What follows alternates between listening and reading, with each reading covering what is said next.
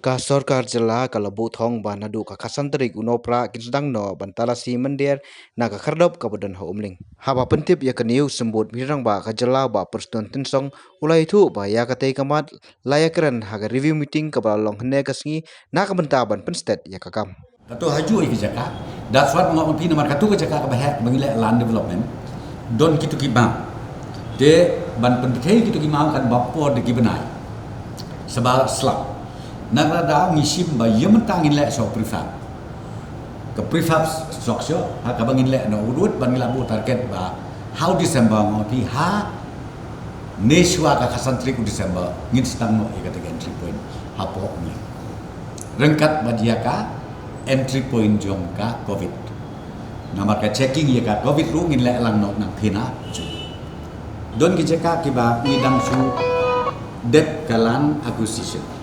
Menta apo kawe athiabari ngan suai duk sai ping ngidang su debt ya kan kalan acquisition but menta ya ka jeka udisi hapan transfer sha ka tourism department marka tourism department ka de nodal agency number 1 nang ta menta ya ka pumia karata syara telah identified na link DC aga khadu ke identify oi ka jaka ka ba menta ka don ka jing ya discuss but namar ka de jaka jo Giant Hills autonomous district council ya kata ada ngekre na ta sekaru adon ka baladep le ikalan opposition di menta kalau staman transfer ya ka jaka ban Hanover ya ka jaka syaka tourism department di ya kan ni ko mo pi ke proses kerang ya but andeng la ayo ya kata then ultimately ka technical department ka sasna ya ka DPR detail estimate kena bangin jawapan I sanction but ban sedang no ya kini ki respective entry point keleng joka tekawai pada ka bangila dep menta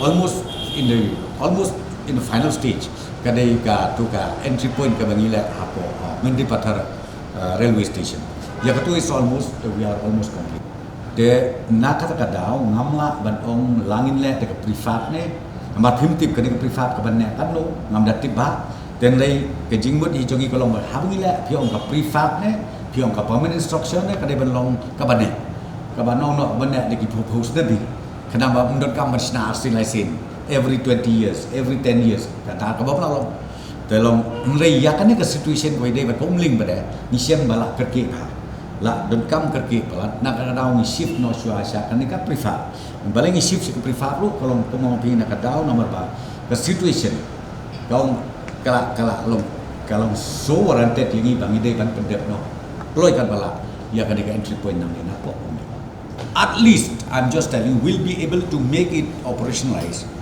from on or before 15 December. Let me repeat again. Entry points at Umling will be made operationalized on or before 15 December 2020.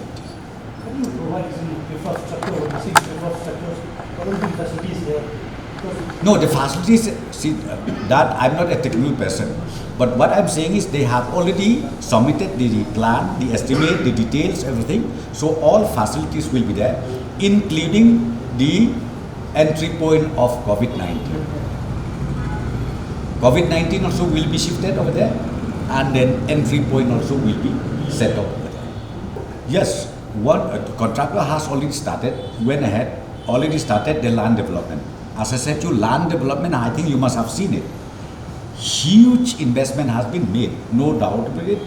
But since we found out that the situation arises that we need to complete this entry point and also shifting of the present temporary entry point of COVID-19 that we set up in Benihan, found to be so urgent, so essential.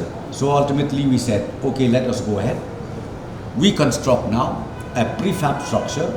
One is for entry point and number 2 is for the entry point